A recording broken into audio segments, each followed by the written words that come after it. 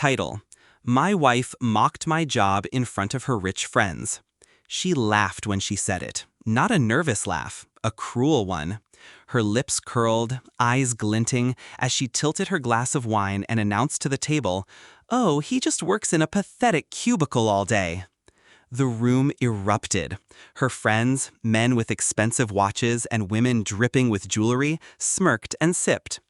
I sat there, silent, like a man who hadn't just been gutted. I smiled too, forced, thin, and in that moment I decided, if she wanted to play humiliation as entertainment, I'd write the final act. We'd been married 8 years. When we met, she was broke, clinging to a waitress job. I wasn't rich, but I was steady. She loved steady back then. She said I was the kind of man she could build a future with. I built. She consumed. Vacations, cars, her designer bags, always bought on credit, always framed as deserved. But I told myself love was investment, that loyalty would be returned. Fool. That dinner was the breaking point, but the rot had started earlier. Little comments. I wish you had more ambition. You're comfortable being average, aren't you? Subtle digs dressed as concern. I ignored them.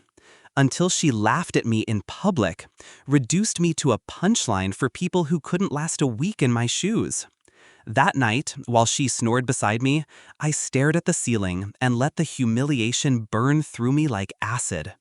By dawn, the shame had hardened into something sharper, a plan. At work, I wasn't in a pathetic cubicle, not anymore.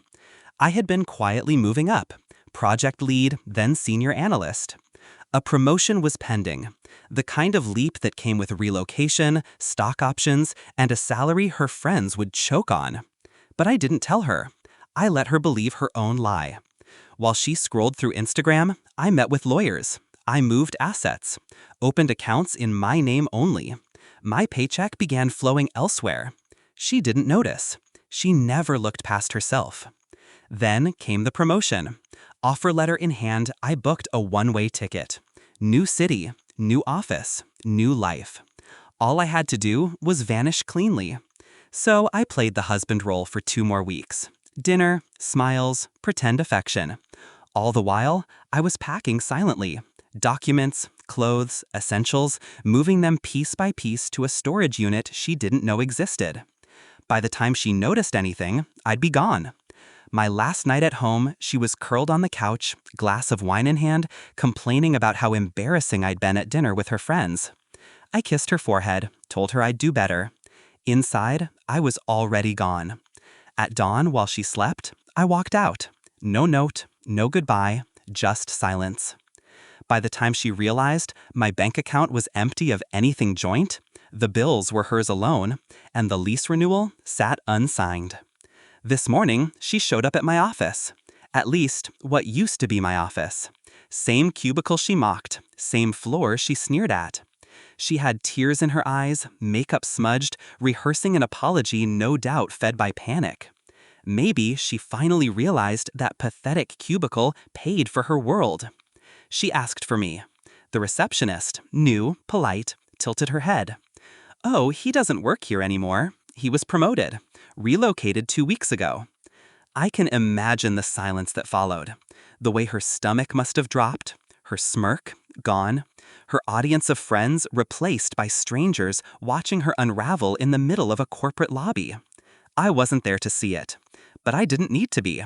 Sometimes the best revenge is absence. Sometimes the loudest victory is silence. Now I sit in my new office, corner view, city skyline glowing beneath me. She doesn't know where I live, doesn't know my number, doesn't know that while she mocked me, I was outgrowing her. I think back to her laughter, the way her friends leaned in, eyes sparkling at my expense, and I smile, not forced, not thin, because I know something she doesn't. The moment she opened her mouth to mock me, our marriage ended.